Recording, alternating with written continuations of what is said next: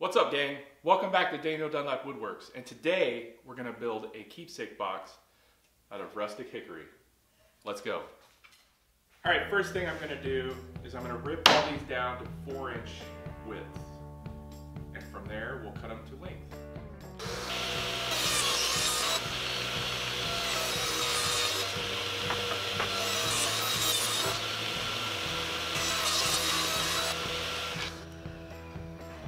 In case you didn't know, hickory is a very dense wood, and it's rough on blades, especially when they're already dull. Now that I cut these all to the right width, I'm going to cut them to length, and that's going to be about 10 inches a piece. It doesn't matter if it's right on, just as long as it's consistent, and that is where my crosscut sled comes in handy. You'll see. I made that first cut to make sure that it was absolutely square because I know my crosscut sled cuts perfectly square.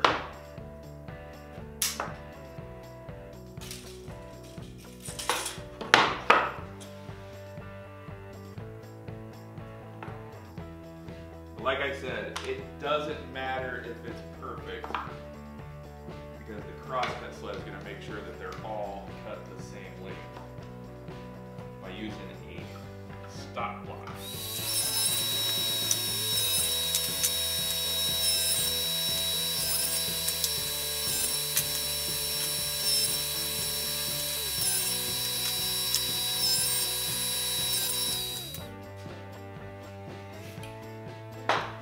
Now that I've got all my pieces cut to size, I'm actually going to cut them down one more time. I'm going to rip them to 4 inches exactly.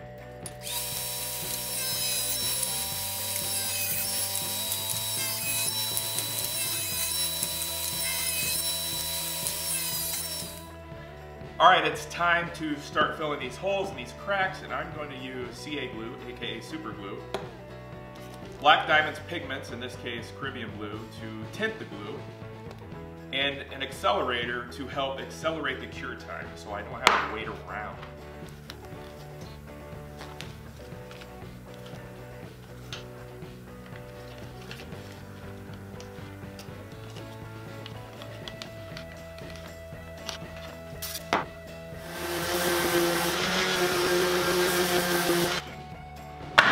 Now that we've got all these filled and sanded, we're going to put miters on the joints. I've already got my table saw set up at 45 degrees. Now I'm going to get out my crosscut sled. You may have seen me use this on a few of my other videos. This is my crosscut sled, and it's an easy thing to make, and it's so versatile. Everybody should have one if you have a wood shop. Perhaps I could make another one for a future video. Let me know in the comments.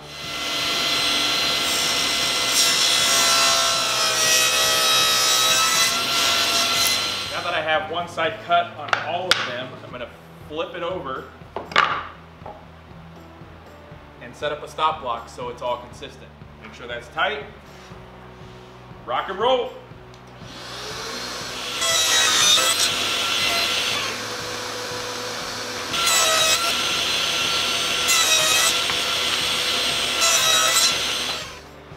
Alright, now that the miters are cut, I'm going to use my trusty angle gauge to put my saw blade back to 90 so that I could put rabbets in each of these boards so that it can hold a top and bottom for the box.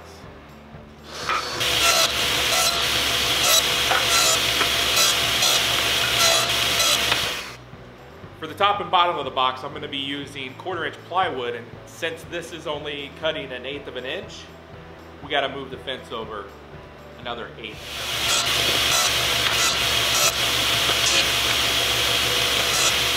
Alright, so the rabbets that I cut in here before are a 1/4 inch deep.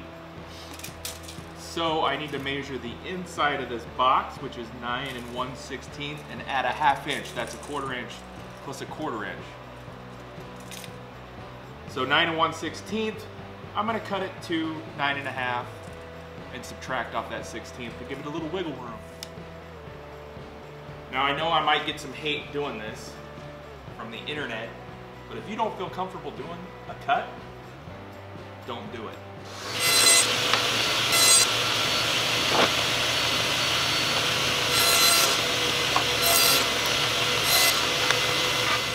we go. It's a perfect fit. So now it's just time to do a final sanding, and then we'll glue it up.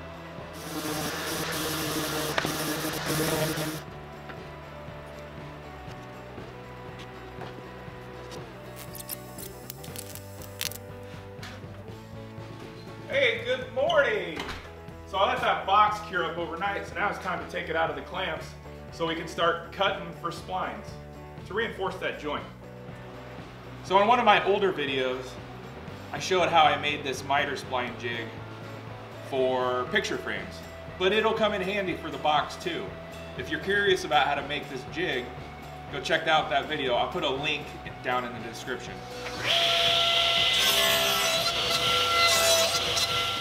Okay, now that we got the spots cut for the splines, we're gonna cut the actual splines, and I'm gonna use this piece of walnut I have in my shop here.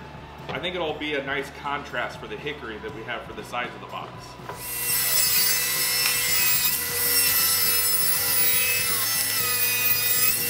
And that's a good fit right there. Put some glue in there, and then it'll swell.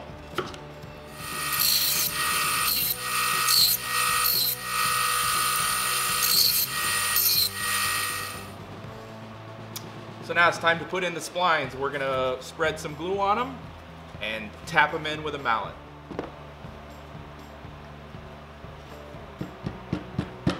Just like so. Now that these have cured up a little bit, it's time to cut them off with a flush trim saw.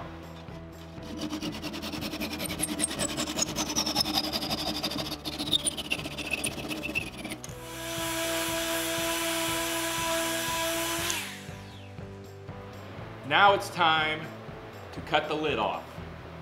And I've made a mark. I don't know if you can see this on camera right here, but I made a mark right there, and I'm gonna put my blade right down the center of this line, because that's a perfect distance between both splines there. I also switched out my table saw blade for my thin curve ripping blade.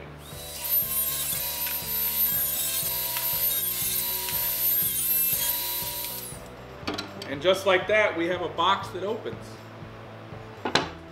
So I have these pieces of sandpaper, they're 220 grit, adhered to this MDF, which I got clamped to my bench, and I know everything's perfectly flat. I used 3M Super 77 to adhere the sandpaper to all this. And all I'm gonna do now is run the lid and the box itself back and forth to ensure that the opening is perfectly flat.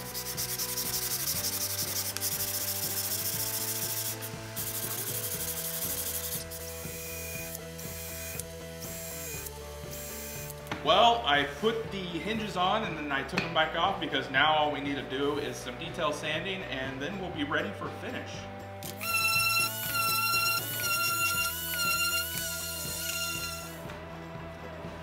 For finish, we're going to use natural Danish oil.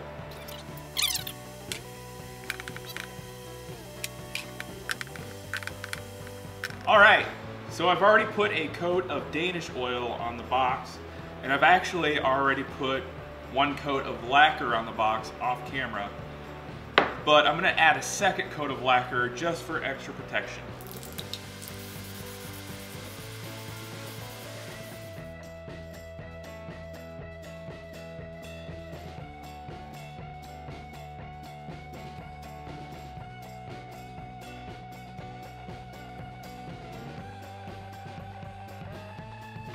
Well, here's the final product. I think it really came out well. I really like the way the blue plays with the hickory. When it opens up, you could just see all the detail. I really love it. I added this knob off camera. I figured you guys have probably seen knobs being added to things about 100 times, so it wasn't too exciting.